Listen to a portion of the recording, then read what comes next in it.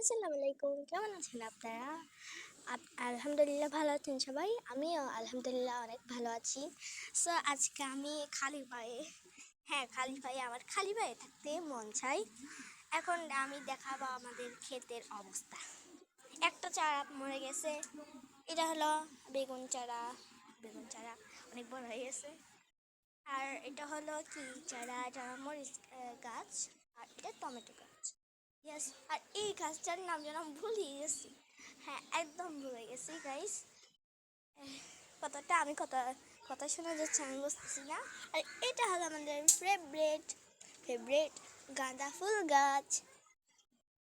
এটাও মরিচ গাছ। আমার মরিচ গাছ অনেক ভালো লাগে, সেজন্য আমার এখানে অনেক মরিচ গাছ। এটাও মরিচ গাছ, এটাও মরিচ গাছ। আর এটা হচ্ছে পেঁয়াজ।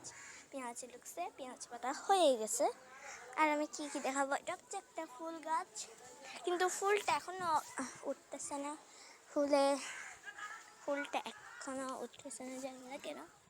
আর এখানে অনেক কাঁটা দেখতে পাচ্ছেন। এটাও মরিচ গাছ। আর এটা কি বলছে, লাউ গাছ মনে হয়। হ্যাঁ লাউ না, লাউ গাছ না, লাউ লতা। So tata.